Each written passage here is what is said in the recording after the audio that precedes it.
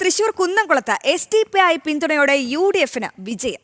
Chowwannur പഞ്ചായത്തിലാണ് SDPI പിന്തുണയോടെ UDF ജയിച്ചത്. President സ്ഥാനത്തേക്ക് മത്സരിച്ച UDF സ്ഥാനാർത്ഥി നിതീഷ് AM 7 വോട്ടുകളാണ് നേടിയത്. SDPI അംഗങ്ങളുടെ 2 വോട്ടുകൾ UDF സ്ഥാനാർത്ഥിക്കാണ് ലഭിച്ചത്.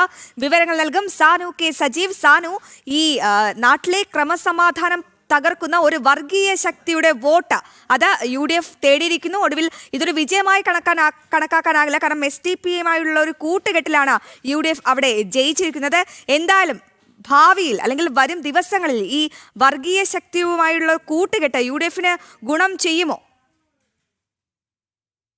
കുന്നംകുളം ചൊവ്വന്നൂർ പഞ്ചായത്തിന്റെ ഭരണമാണ് SDPയുടെ പിന്തുണയോടുകൂടി UDF നേടിയിട്ടുള്ളത്. 14 അംഗങ്ങളുള്ള പഞ്ചായത്തിൽ LDFന് 6 അംഗങ്ങളും UDFന് 5ഉം SDPക്ക് 2ഉം NDAക്ക് 1 എന്നായിരുന്നു കക്ഷി നില. എന്തായാലും ഈ തദ്ദേശ തെരഞ്ഞെടുപ്പ് കഴിയുകയും അതിന്റെ ഫലം വരികയും ചെയ്തതോടുകൂടി ഈ ഒരു അംഗസംഖ്യ വന്നതോടുകൂടിയാണ് UDF ഈ SDPI അംഗങ്ങളുമായിട്ട് അല്ലെങ്കിൽ SDPI പാനലിൽ നിന്ന് വിജയിച്ച 2 പേരുമായിട്ട് ചെങ്ങാത്തം കൂടിയിട്ടുള്ളത്. അതായത് DCC അധ്യക്ഷൻ അടക്കമുള്ളവർ ഈ ഒരു നീക്കത്തിന് പിന്നിലുണ്ട് എന്നാണ് നമുക്ക് മനസ്സിലാക്കാൻ സാധിക്കുന്നത്. എന്തായാലും SDPI പിന്തുണയോടുകൂടി ചൊവ്വന്നൂർ പഞ്ചായത്തിന്റെ ഭരണമാണ് UDF നേടിയിട്ടുള്ളത്. SDPI അംഗങ്ങളുടെ 2 വോട്ടുകൾ UDFന് അനുകൂലമായി പോൾ ചെയ്തു. അതേപോലെ തന്നെ NDAയുടെ അംഗം ഈ വോട്ടെടുപ്പിൽ നിന്ന് വിട്ടുനിൽക്കുകയായിരുന്നു.